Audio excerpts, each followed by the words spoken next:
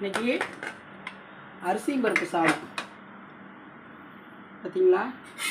இது பாருங்கள் கலர்ஃபுல்லாக அரிசியும் பருப்பு சாதம் சுட சுட இருக்கு பாருங்கள்.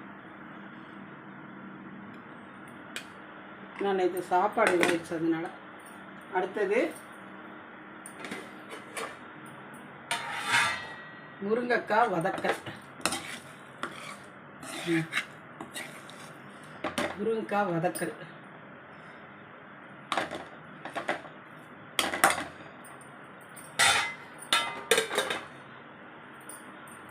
என்ன இதுதான் நம்ம வீட்டு சாப்பாடு. எல்லோரும் வாங்க சாப்பிட்லாம்.